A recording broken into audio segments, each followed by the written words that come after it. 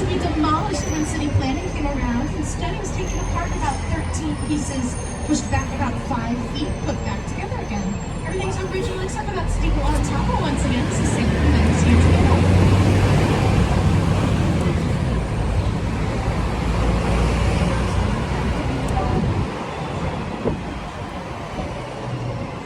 Now coming up on our left, just past this light, you'll find one of 4,000 murals here in the city. This one's called Reach High, You Will Go Far.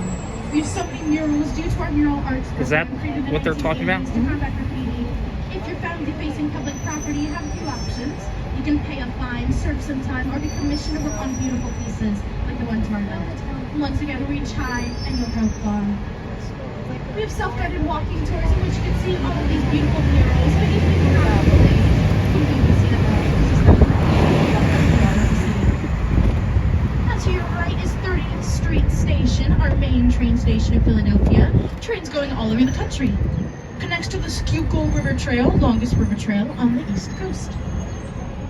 Now we're about to turn onto Market. We've got quite a few stops here on Market. Sonesta Hotel, Liberty Place, what used to be a Wawa. This will be 18, 19, and 20. Just let me know if you want to hop off. Now down this way, you'd also find the Mutter Museum, M-U-T-T-E-R. The Mutter Museum's tagline is disturbingly informative. That's exactly what it is. It's not for the faint of heart. This houses all of America's first surgical and medical discoveries involved inside. You'll find a wall of human skulls in which they cause of death under each one, a fully embalmed mummy, a fully medicinal and poisonous garden, as well as Albert Einstein's brain. Once again, this is the Mutter Museum here on Market in 22nd.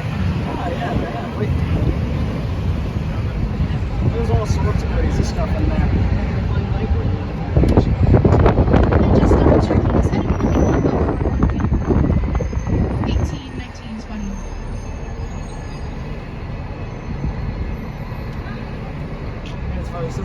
Folks hopping off at night. If cats don't want to get a little kissy on their forehead, then what's that space between their ears for? And then someone else that's certainly not their brain.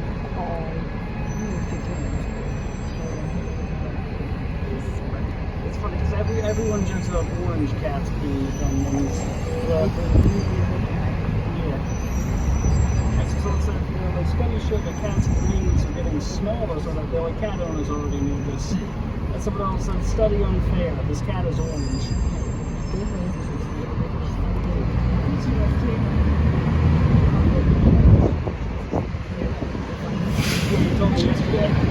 But there was one where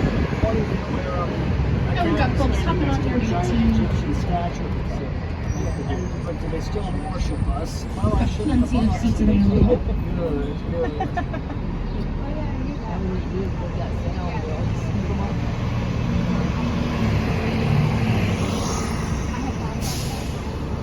Also got folks headed down.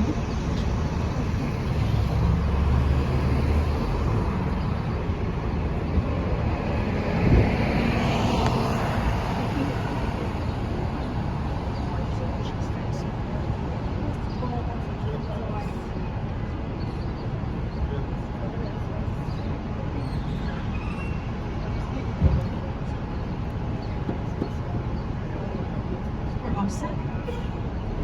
And once again, folks hopping off at 19, our next stop.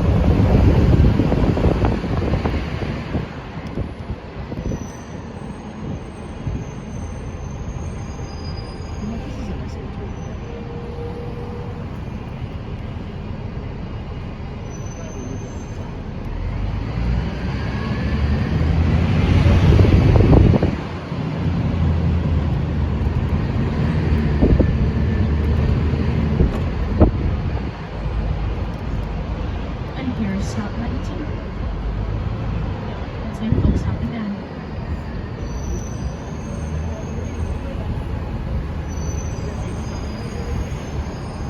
Headed down now.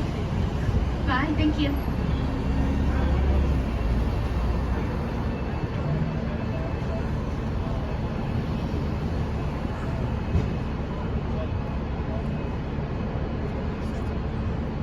Now, if we have any fans of the actor Tom Hanks, you might remember this building to our left. It's one of his earlier works. But this is the law firm in which he was wrongfully terminated from the movie Philadelphia. So 1735 market. There are plenty of seats available here.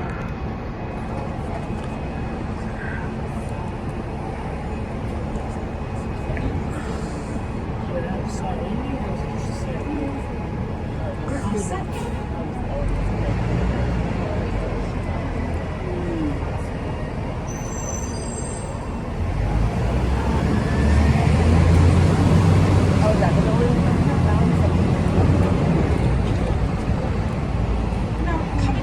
Right, this beautiful blue glass building gave us the curse of Billy Penn. Once again, this is One Liberty Place.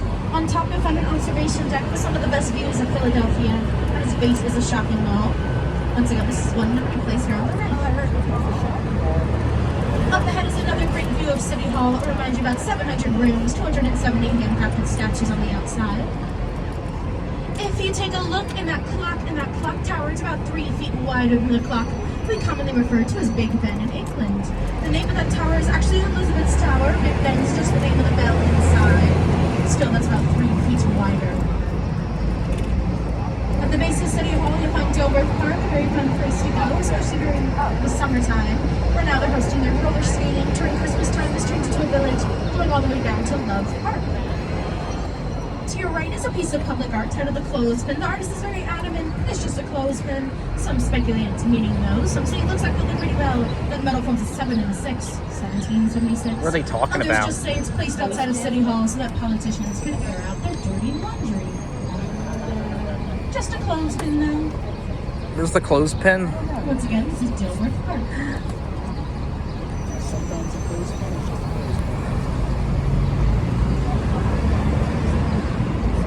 As you make this turn, you'll find a statue dedicated to Octavius Cato here on the left. Octavius was a black man urging black voters to use their vote on the first election day they went right to the right.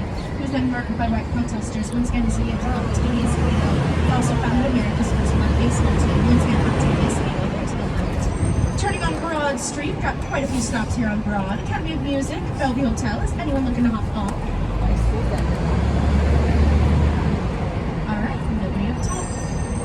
To your right is the Ritz-Carlton of Philadelphia. It takes a gold Land Trust Company building. Be sure to point out its newer building is also, or I should say its older building is also satirical. Broad Street gets its name for being so broad. It's about 100 feet across. That way if there was a fire on one side of the city, it wouldn't spread to the other. William Penn did this on purpose, lived through the Great Fire of London in 1666, and attention nothing similar happened to the city. To your right is the Union League of Philadelphia, originally created to fundraise for Abraham Lincoln's first election. Now serves as like an urban country club. Lincoln was able to visit just once, that was for the funeral of Octavius Cato. Now to your right, this is the Bellevue Hotel. The Bellevue has 1,000 rooms. Its halls are 6 feet wide to accommodate the hoop skirts at the time. Each president has stayed at the Bellevue during their visit. Bram Stoker stayed here when he was writing Dracula, wrote some of it on the parchment inside. Once again, this is the Bellevue. Broad Street is also nicknamed the Avenue of the Arts. That's due to all performance arts venues along it. Be sure to point them out as we go along.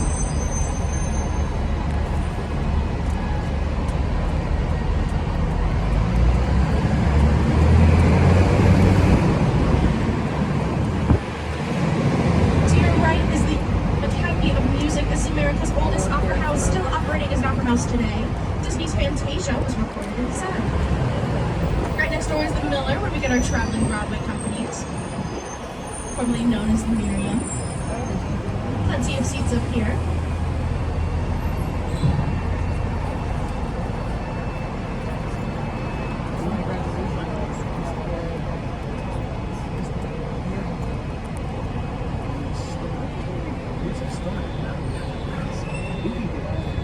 Once again, seats up here. Now across the street, that purple building is the Wilmette Aurora. This is where you'll find more independent contemporary works the theater here in Philly. The Pulitzer Prize for Drama was just awarded to James Iams of the Boyle for his work on Fat Ham. Contemporary retelling of Hamlet just transferred to Broadway, nominated for 5 Tonys. If you're looking for theater in Philly, I'll point you in the direction of the Will on my personal favorite. We're all set here.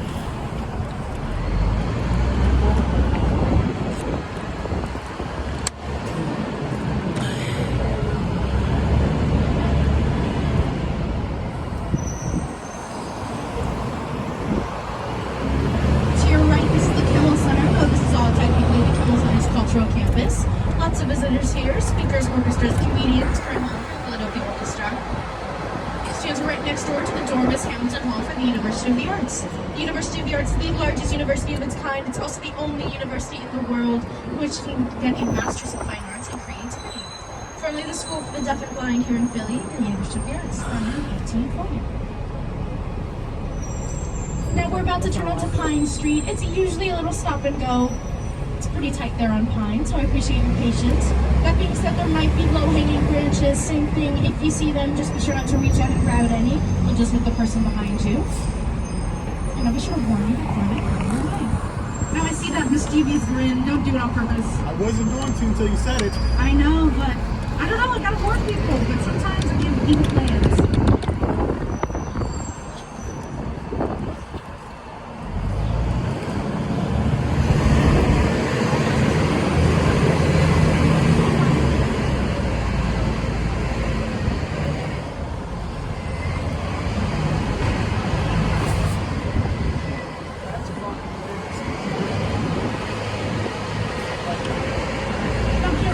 To find a former speakeasy known as Dirty Frank's has a sunflower above the door here on the left.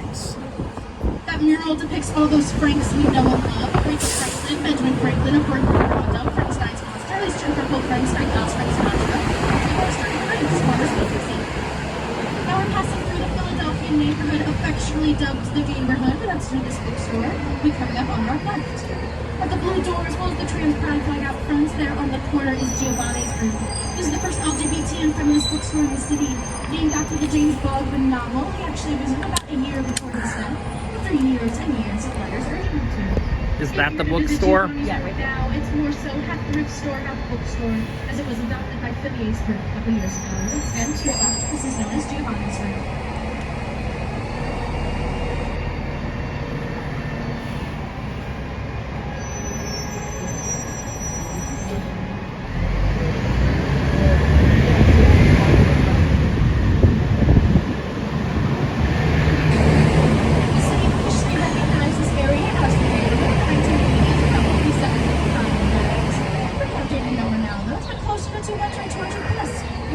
Crosswalks near windows, as well as our street signs. They're coming up under 11th Street up ahead.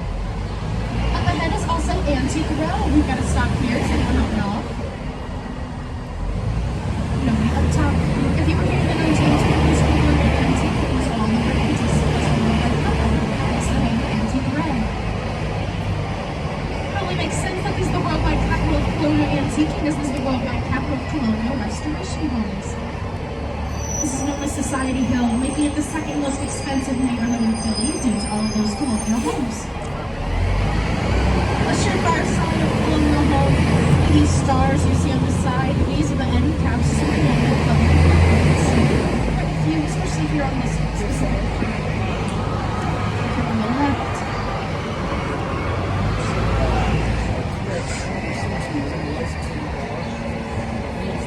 Also coming up on the left, this is what's